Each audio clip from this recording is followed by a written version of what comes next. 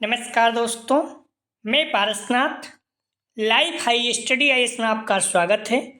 आज हम लोग राजा महेंद्र प्रताप सिंह राज्य विश्वविद्यालय अलीगढ़ के बीएड सेकंड सेमेस्टर एग्जाम 2023-24 जो 8 मई 2024 से एग्जाम होने जा रहा है, उसके लिए पेपर 202 अर्थात विषयों की समझ एवं विद्यालय विषय या understanding disciplines and school subject का फुल प्रैक्टिस सेट 8 हल करेंगे।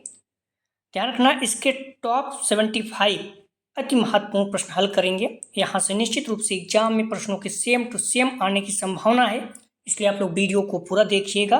यह पेपर 80 अंक का होगा, 75 प्रश्न दिया रहेगा, 65 प्रश्न हल करना होगा आप लोगों को, अर्थात एक प्रश्न 1.23 अंक का होगा। समय 2 घंटे अर्थात 120 मिनट का होगा। आप लोगों का पेपर सुबह 8:30 से 10:30 तक रहेगा। ठीक है, तो इस पेपर में पास होने के लिए आप लोगों को कम से कम 32 अंक प्राप्त करना होगा, अर्थात 26 प्रश्न सही करना होगा। दोस्तों, प्रश्नों पर आएँ, लेकिन उससे पहले प्लीज़ आप लोग वीडियो को ज़्यादा से ज़्यादा शेयर कीजिए, जिससे सभी लोगों को लाभ हो सके।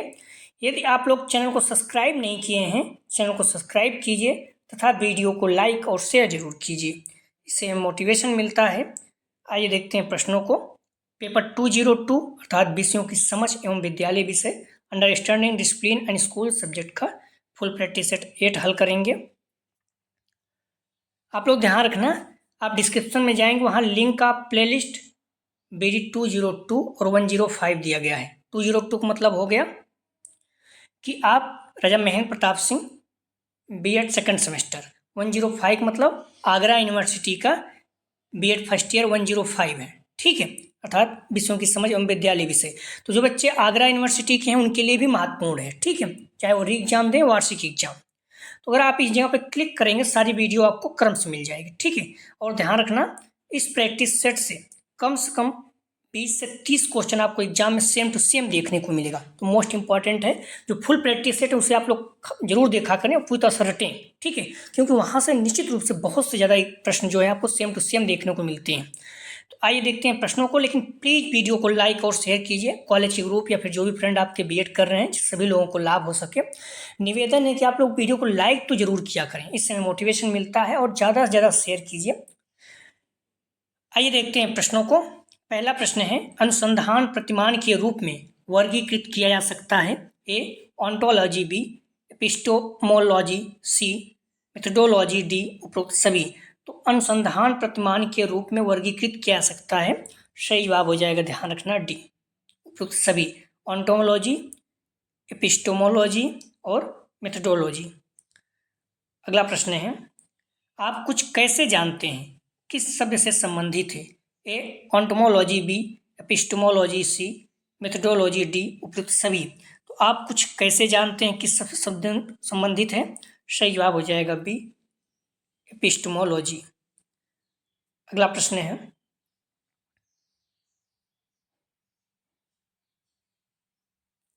शैक्षणिक शिक्षण क्या है। ए जानकारी देने में शिक्षक के कौशल के आधार पर किसी विषय के ज्ञान को पारित करने के लिए शिक्षक द्वारा उपयोग की जाने वाली रणनीतियाँ। बी मूल सिद्धांतों के आधार पर शिक्षण, सी ए और बी दोनों, डी में से कोई नहीं। तो शैक्षणिक शिक्षण क्या है, सही जवाब हो जाएगा 3 का सी, ए बी दोनों। ए जानकारी देने में शिक्षक के कौशल के आधार पर किसी विषय के ज्ञान को पारित करने के लिए शिक्षक द्वारा उपयोग की जाने वाली रणनीतियाँ, और बी मूल सिद्धांतों के आधार पर शिक्षण, दोनों है। अगला प्रश्न है, कक्षा में किस प्रकार के अनुशासन होना चाहिए। ए निवारक अनुशासन, बी सहायक अनुशासन, सी सुधारात्मक अनुशासन, डी उपरोक्त सभी। कक्षा में किस प्रकार का अनुशासन होना चाहिए, सही जवाब हो जाएगा डी उपरोक्त सभी, निवारक, सहायक और सुधारात्मक सभी। आप लोग प्रश्नों का जवाब देते चलें, इससे क्या होगा, आप साथ में बने रहेंगे और प्रश्न आपको याद होते जाएंगे। ठीक है, तो इसलिए आप प्रश्नों का जवाब जरूर दिया करें, और प्लीज़ वीडियो को लाइक और शेयर कीजिए, इससे ज़्यादा से ज़्यादा बच्चों को लाभ हो सके। प्रश्न है, विषयों को बनाए रखने हेतु क्या सिद्धांत हैं। ए सहयोग, बी सजा का उपयोग नहीं किया जाना चाहिए, सी प्यार, विश्वास, अच्छी छवि और समन्वय, डी उपरोक्त सभी। तो विषयों को बनाए रखने हेतु क्या सिद्धांत हैं, सही जवाब हो जाएगा 5 का डी उपरोक्त सभी। ठीक है, अगला प्रश्न है, विषय ज्ञान के रूप में क्या है? ए सामग्री ज्ञान, बी पाठ्यक्रम ज्ञान, सी शैक्षणिक ज्ञान, डी उपरोक्त सभी। तो विषय ज्ञान के रूप में क्या है? सही जवाब हो जाएगा डी उपरोक्त सभी। अगला प्रश्न है, निम्न में से कौन सा अकादमिक अनुशासन की विशेषता नहीं है? ए अनुशासन जिसमें एक विशेष अंक की भाषा और संकेत की व्याख्या होती है, बी सिद्धांत अवधारणा वाला अनुशासन, सी प्रयोगात्मक अवधारणा वाला अनुशासन, डी विशिष्ट शब्दावली वाले अनुशासन। सही जवाब हो जाएगा 7 का बी सिद्धांत अवधारणा वाला अनुशासन। अगला प्रश्न है,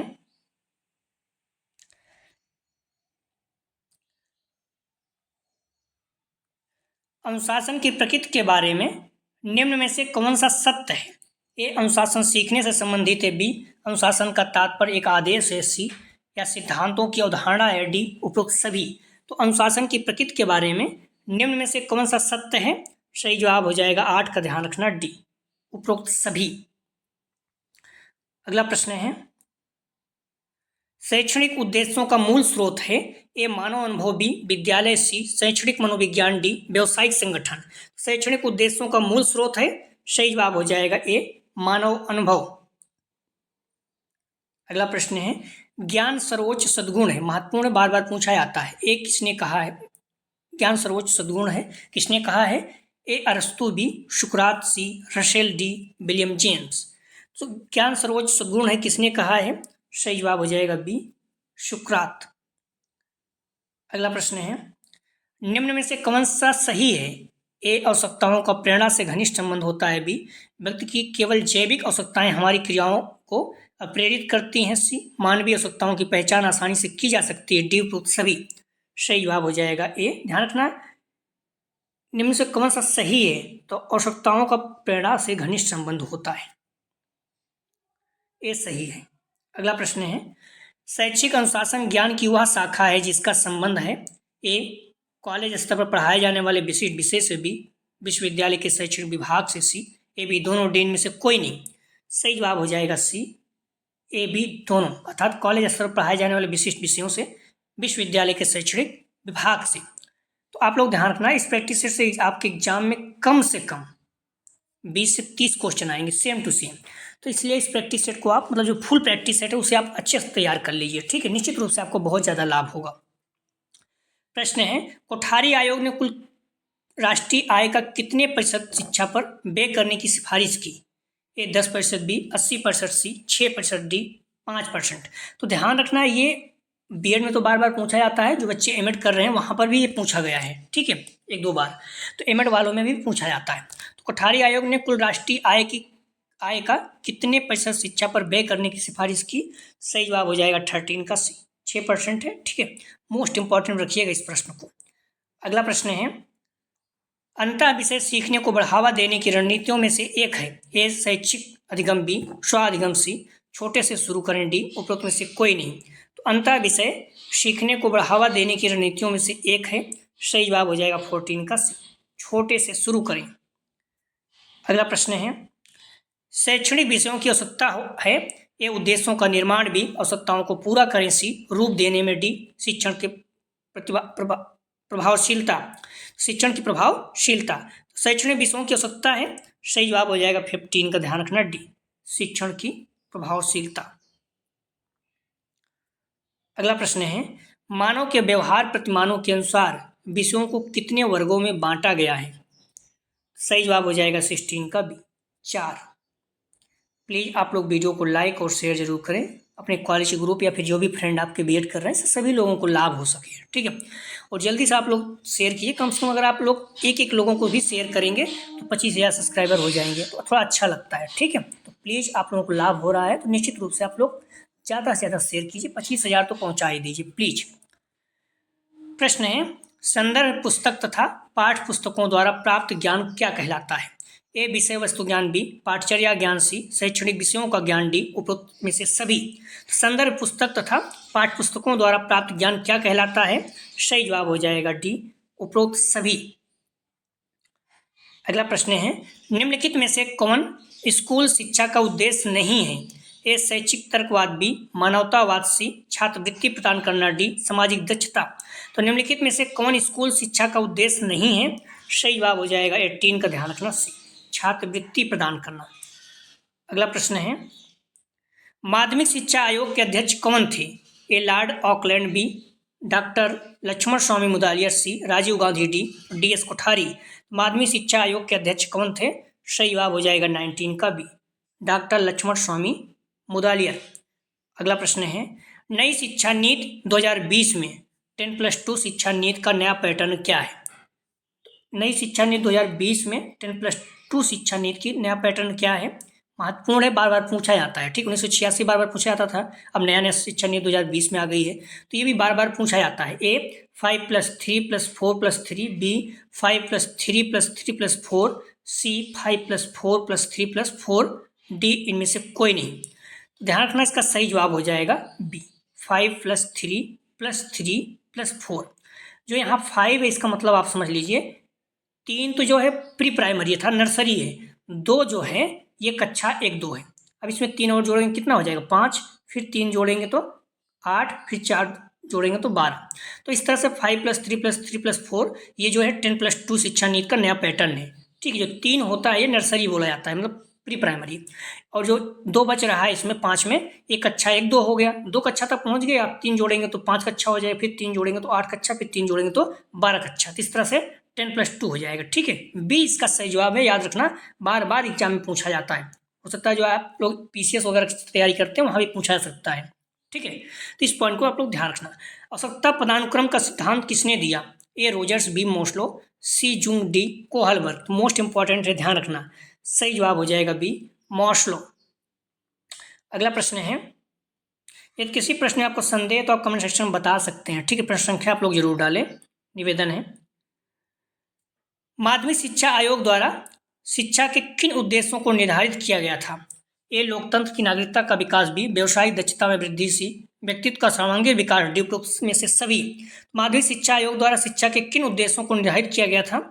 सही जवाब हो जाएगा 22 का डी, उपरोक्त में से सभी। अगला प्रश्न है, अनुशासन का प्रकार है ए अंतः विषय, बी बहुविषयक, सी ट्रांस डिसिप्लिनरी, डी उपरोक्त में से सभी। अनुशासन का प्रकार है, सही जवाब हो जाएगा डी उपरोक्त सभी, अंतः विषयक, बहुविषयक और ट्रांस डिसिप्लिनरी सभी। 24 महत्वपूर्ण प्रश्न आप लोग ध्यान रखना, बार बार पूछा गया है। क्यूरेरे शब्द का शाब्दिक अर्थ है ए दौड़ का मैदान, बी खेल का मैदान, सी स्कूल का मैदान, डी घास का मैदान।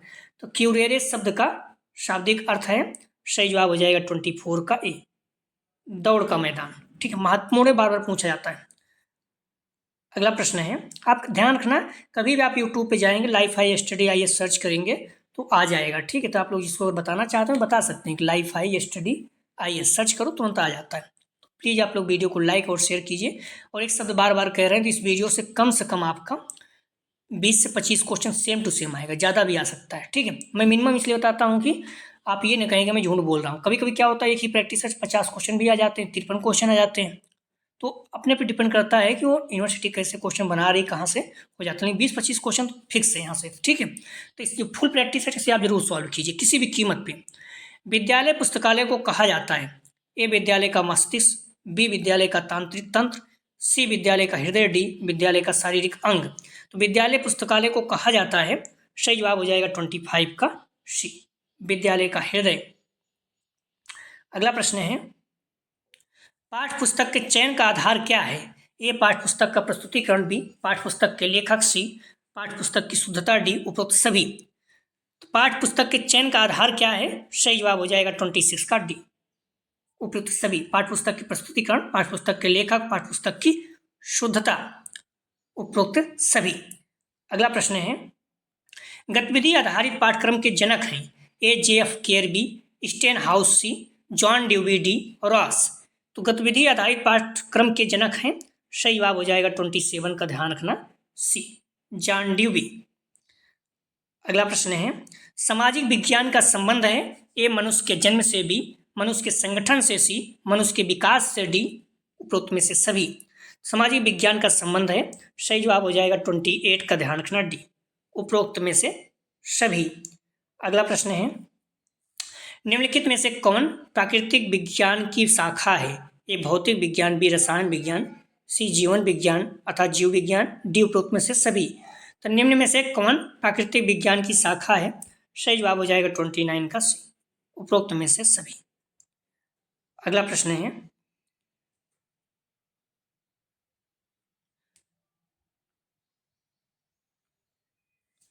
1964-66 के शिक्षा संचार, जिसे मुदालियर कमीशन के नाम से भी जाना जाता है, ये डी.एस. कोठारी बी, महात्मा गांधी सी, रामानंद मुदालियर डी, प्रीमच और मुदालियर।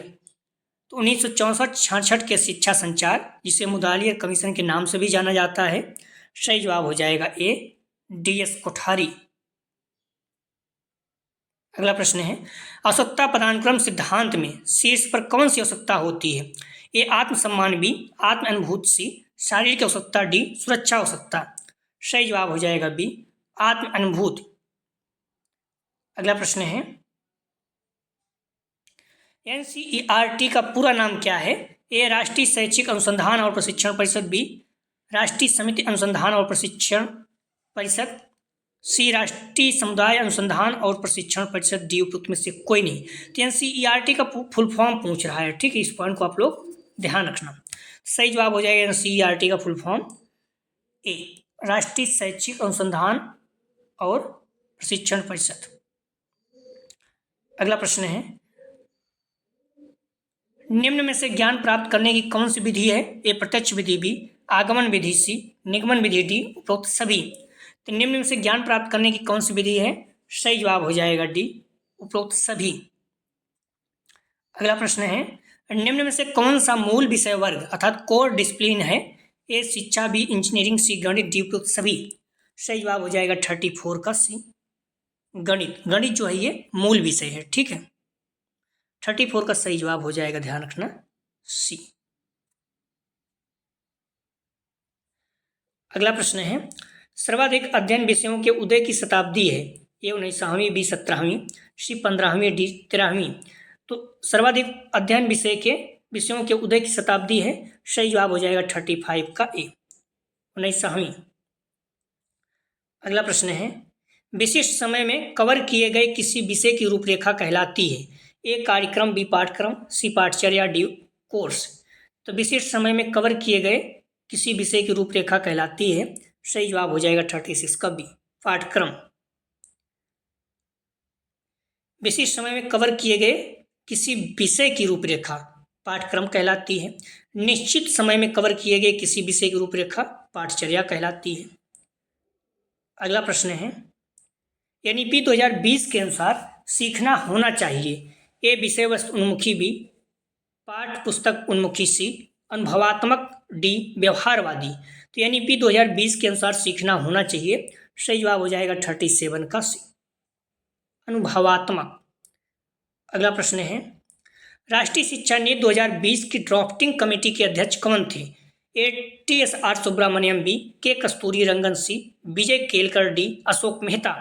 तो राष्ट्रीय शिक्षा नीति 2020 की ड्राफ्टिंग कमेटी के अध्यक्ष कौन थे?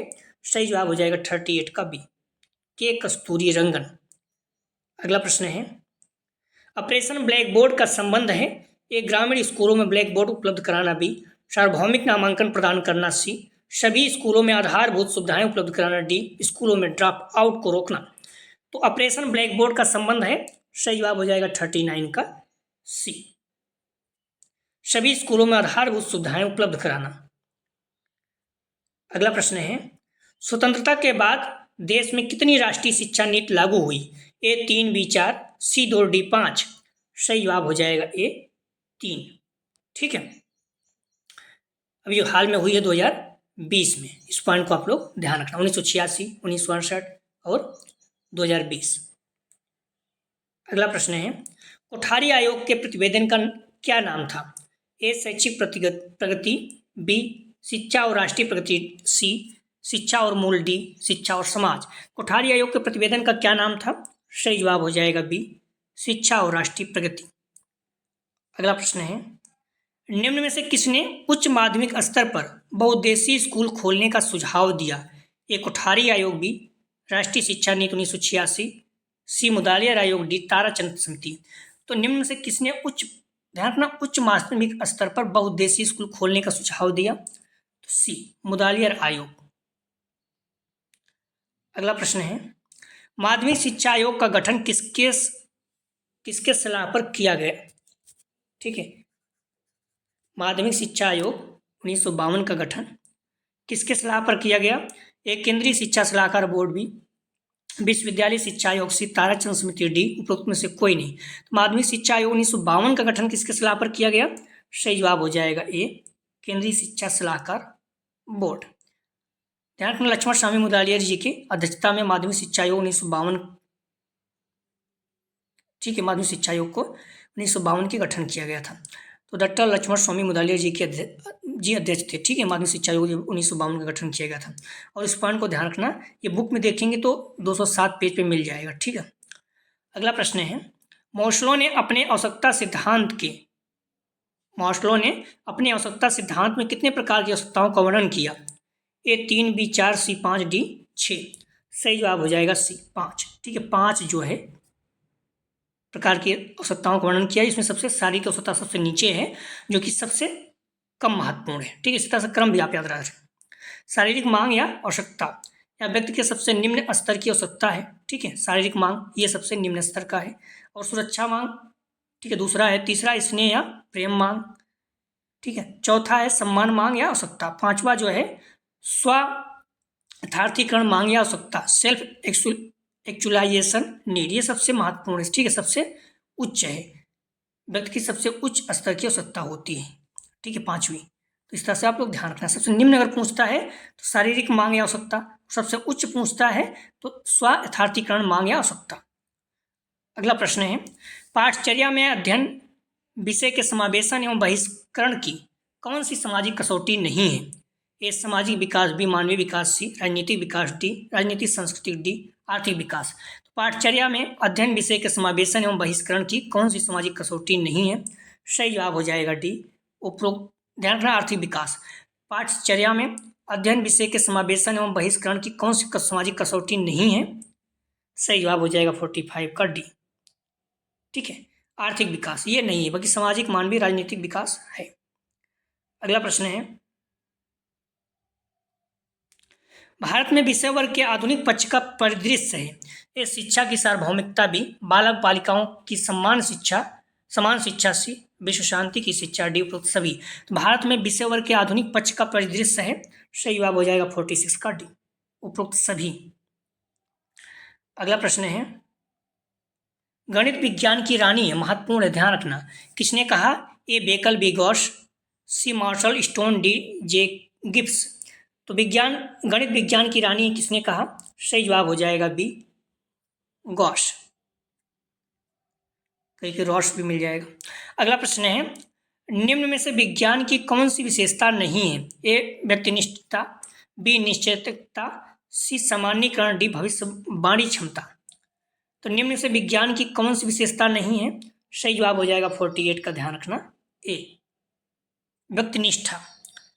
विज्ञान कौन सी विशेषता नहीं है? तो व्यक्तिनिष्ठा नहीं, बाकी निश्चितता, सामान्यीकरण और भविष्यवाणी क्षमता है। अगला प्रश्न है, भूगोल विषय कौन से अन्य विषय से साथ संबंधित है? ए अर्थशास्त्र, बी विज्ञान, सी गणित, डी उपयुक्त सभी। तो भूगोल विषय कौन से अन्य विषय से साथ संबंधित है? सही जवाब हो जाएगा डी, उपरोक्त सभी।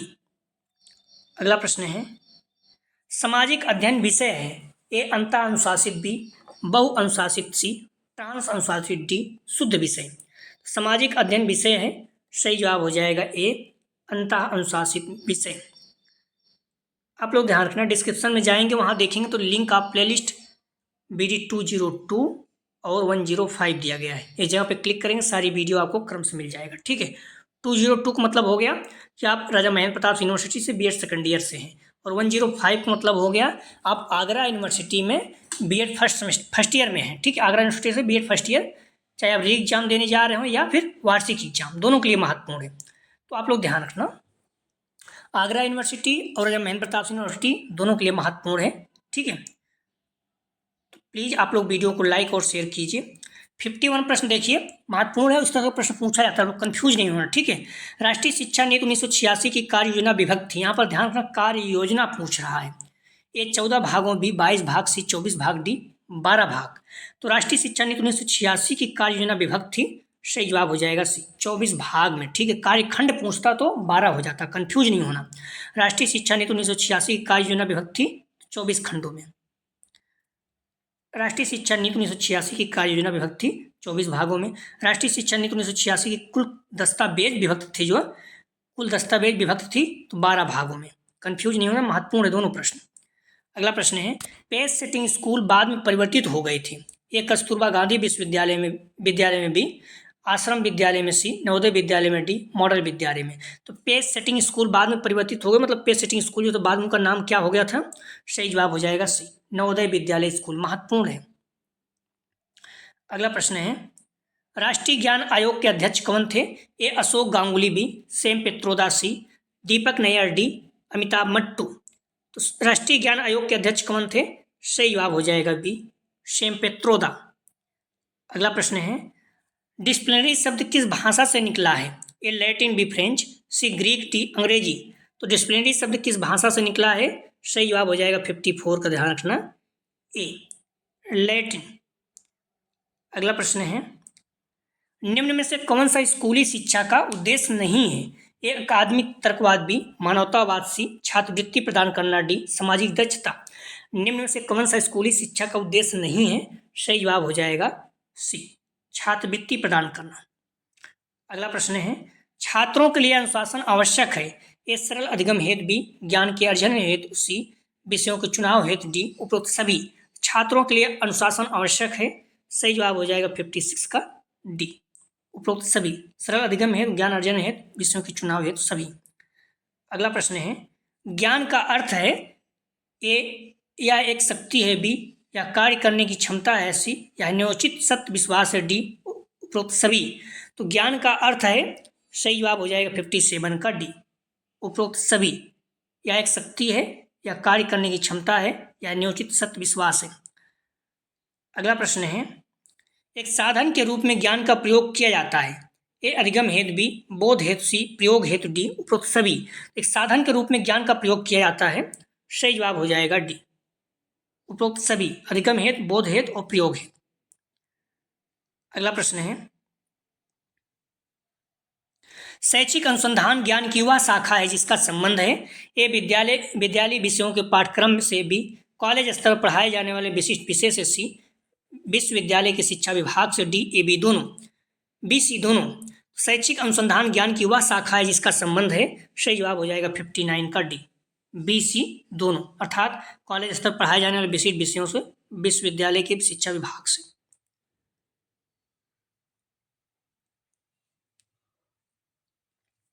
अगला प्रश्न है, राष्ट्रीय शिक्षा नीति 1986 के गतिविधि निर्धारक विद्यालय बाद में कहलाए। एक कस्तूरबा गांधी विद्यालय बी, नवोदय विद्यालय सी, आश्रम विद्यालय डी, मॉडल स्कूल। सही जवाब हो जाएगा 60 का ध्यान रखना, बी नवोदय विद्यालय। अगला प्रश्न है, त्रिभाषा सूत्र किस आयोग ने सुझाया।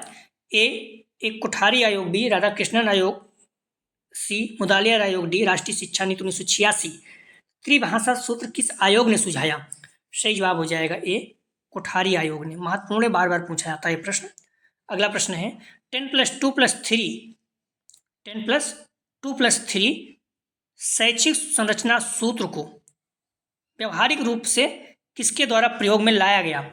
ए माननीय शिक्षा आयोग द्वारा, माध्यमिक शिक्षा आयोग द्वारा, बी राष्ट्रीय शिक्षा नीति 1986 सी कोठारी कमीशन द्वारा, डी भारतीय शिक्षा आयोग द्वारा। 10+2+3 शैक्षिक संरचना सूत्र को व्यवहारिक रूप से किसके द्वारा प्रयोग में लाया गया। सही जवाब हो जाएगा बी राष्ट्रीय शिक्षा नीति 1986। अगला प्रश्न है, मुदालियार आयोग द्वारा सुझाए गए वैकल्पिक विषय समूह हैं। ए 5 बी 6 सी 7 डी 8। सही जवाब हो जाएगा सी 7। मुदालियार आयोग का गठन किया गया था।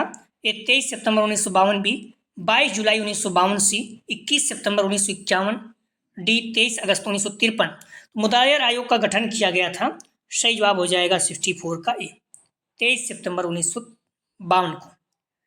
अगला प्रश्न है, शिक्षा शास्त्र का संबंध है। ए उद्देश्यों से बी, अंतर्वस्तु से सी, शिक्षण के तरीकों से डी, मूल्यांकन से। शिक्षा शास्त्र का संबंध है, सही जवाब हो जाएगा सी, शिक्षण के तरीकों से। अगला प्रश्न है, कोठारी आयोग का गठन किया गया था।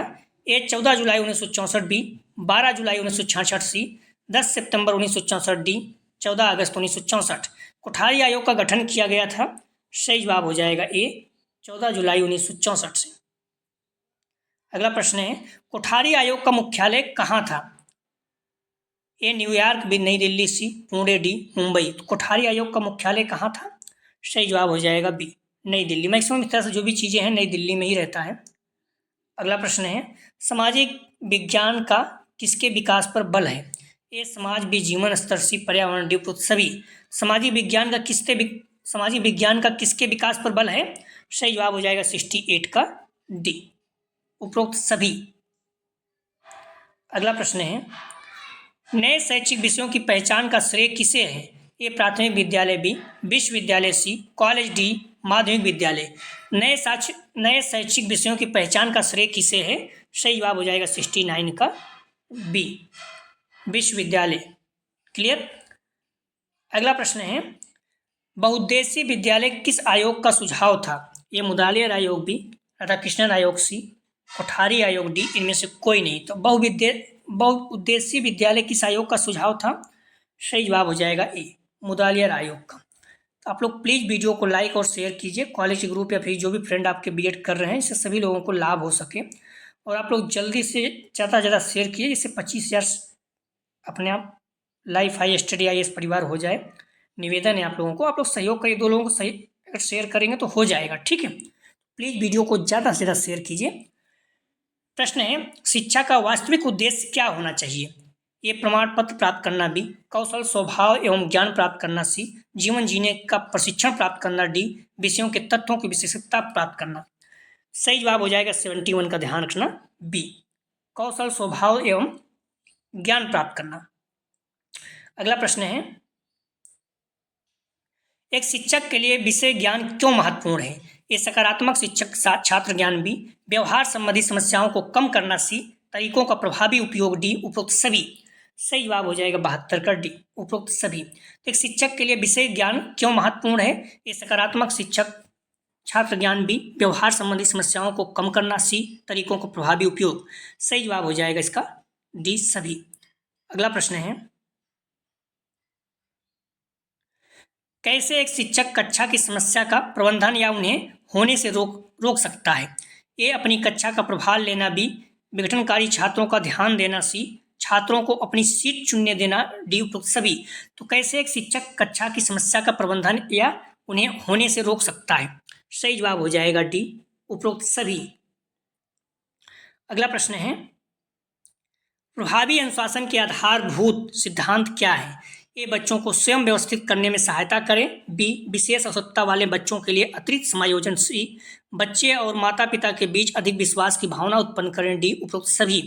प्रभावी अनुशासन के आधारभूत सिद्धांत क्या हैं, सही जवाब हो जाएगा डी उपरोक्त सभी। अगला प्रश्न है, प्रतिमान का महत्व क्या है। ए छात्रों का निर्माण, खोज, रूपांतरण और अपने स्वयं के ज्ञान का विस्तार, बी छात्र निष्क्रिय रूप से शिक्षक से ज्ञान प्राप्त करते हैं, सी छात्रों के लिए ऐसी परिस्थितियां बनाता है जिसमें वे अर्थ का निर्माण कर सकते हैं, डी ए और सी दोनों। तो प्रतिमान का महत्व क्या है, सही जवाब हो जाएगा डी ए और सी दोनों। ए में क्या है, छात्रों का निर्माण, खोज, रूपांतरण और अपने स्वयं के ज्ञान का विस्तार। सी क्या है, छात्रों के लिए ऐसी परिस्थितियां बनाता है जिसमें वे अर्थ का निर्माण कर सकते हैं, ठीक है। सही जवाब हो जाएगा डी। कुछ प्रश्न है, इसका जवाब आप लोग जरूर दीजिए, ठीक है, कमेंट सेक्शन में। निश्चित रूप से यहाँ से आपके एग्जाम आने की संभावना है, ठीक है, सेम टू सेम। पहला प्रश्न है, ज्ञान सर्वोच्च सद्गुण है, किसने कहा। ए अरस्तु, बी सुकरात, सी रसेल, डी विलियम जेम्स। अगला प्रश्न है, कोठारी आयोग ने कुल राष्ट्रीय आय का कितने प्रतिशत शिक्षा पर व्यय करने की सिफारिश की। हम लोग देख चुके हैं, सारे प्रश्न अपने प्रैक्टिस सेट में हैं ये इसी वीडियो में। ए 10%, बी 80%, सी 6%, डी 5%। अगला प्रश्न है, नई शिक्षा नीति 2020 में 10+2 शिक्षा नीति का नया पैटर्न क्या है। ए 5+3+4+3, बी 5+3+3+4, सी 5+4+3+4, डी उपरोक्त में से कोई नहीं। अगला प्रश्न है आवश्यकता पदानुक्रम का सिद्धांत किसने दिया? A Rogers, B Maslow, C Jung, D Kohlberg. अगला प्रश्न है क्यूरेरे शब्द का शाब्दिक अर्थ है? ए दौड़ का मैदान, बी खेल का मैदान, सी स्कूल का मैदान, डी घास का मैदान।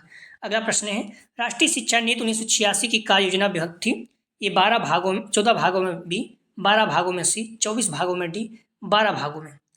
अगला प्रश्न है डिसिप्लिन शब्द किस भाषा से निकला है? ए लैटिन, बी फ्रेंच, सी ग्रीक, डी अंग्रेजी। तो आप लोग ध्यान रखना, सारे प्रश्नों का जवाब कमेंट सेक्शन में जरूर दीजिए। निश्चित रूप से आप लोगों को बहुत ज़्यादा लाभ होगा, यहाँ से प्रश्न सीधा सीधा पूछा जा सकता है।